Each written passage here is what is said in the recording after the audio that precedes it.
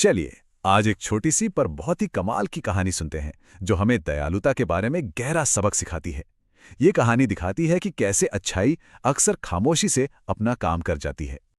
कहानी की शुरुआत ही होती है इस गहरी लाइन से जो हमें शुक्रगुजार होने और अटूट विश्वास का एहसास कराती है।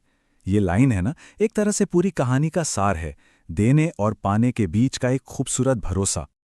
तो कहानी में दो लोग हैं, इनकी रोज मुलाकात होती है, लेकिन इनकी इस रोज की मुलाकात में एक राज छिपा है। आइए इस कहानी के किरदारों से मिलते हैं। देखिए, सीन बहुत सिंपल है। सड़क किनारे एक अम्मा संतरे बेच रही हैं और एक नौजवान, उनका रोजाना का ग्राहक। ऊपर से तो ये सब बड़ा नॉर्मल लगता है ना, पर असल में कहानी इतनी सीधी है नहीं। और यहीं से कहानी मजेदार हो जाती है, क्योंकि उस नौजवान का संतरे खरीदने का तरीका बड़ा अजीब था। उसके इस रोज के काम में एक पहेली छिपी थी। अब सोचिए जरा, ये रोज होता था, हर दिन। एक संतरा उठाना, चखना, कहना मीठा नहीं है, फिर दूसरा उठाना, चखना और कहना हाँ ये ठीक है। सवाल तो उठता है कि आखिर वो ऐसा करता क्यों था। तो ये जो रोज का ड्रामा था, आखिरकार उसकी पत्नी की नजर में आ ही गया। वो बेचारी कंफ्यूज हो गई कि उसका पति जानबूझकर अच्छे भले संतरे क्यों खराब कर रहा है। एक दिन उसने पूछ ही लिया, आप ये रोज रोज का नाटक क्यों करते हैं? संतरे तो बढ़िया होते हैं, आप खामखा 2 संतरे खराब कर देते हैं। और पत्नी का यही सवाल था जिसने उस राज से पर्दा उठाना शुरू कर दिया।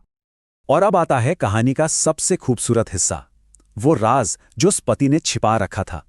चलिए जानते हैं कि उस आदमी के अजीब बर्ताव के पीछे का असली मकसद क्या था। ये था उस नौजवान का जवाब।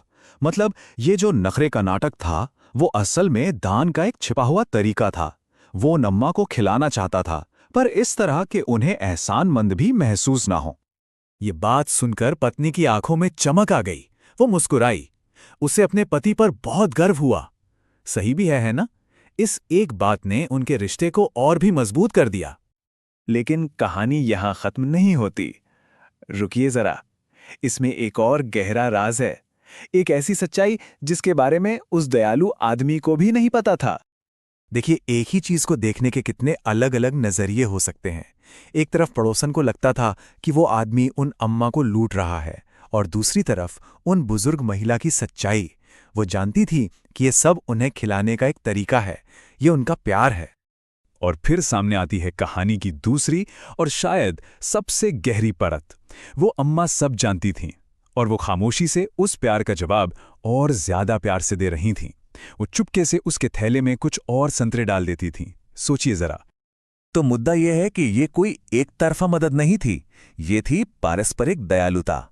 मतलब एक ऐसी अच्छाई जो सिर्फ ली नहीं जाती, लौटाई भी जाती है। वो नौजवान 2 संतरे छोड़ता था और वो अम्मा चुपके से थैले में कुछ ज्यादा डाल देती थी। प्यार का एक खामोश लेन देन। तो चलिए अब देखते हैं कि ये छोटी सी कहानी हमें किस बड़े और जरूरी सबक तक ले जाती है। कहानी का सार इस एक लाइन में है, छीन कर खाने वालों का पेट कभी नहीं भरता और बांट कर खाने वाले कभी भूखे नहीं रहते। कितनी गहरी बात है ना? जो बांटते हैं वे असल में और ज्यादा पाते हैं। तो इस कहानी से हमें क्या सीखने को मिलता है? पहली बात, दयालुता अक्सर खामोशी से होती है।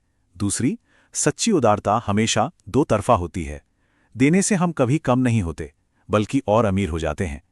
और जो हम बांटते हैं ना, वो किसी न किसी तरह से बढ़कर हमारे पास वापस आ ही जाता है। और आखिर में ये कहानी हम सबके लिए एक सवाल छोड़ जाती है। आज की इस भाग-दौड़ भरी लेन देन की दुनिया में हम असली जुड़ाव और ऐसी अनकही दयालुता के पल कैसे बना सकते हैं? इस पर सोचिएगा जरूर।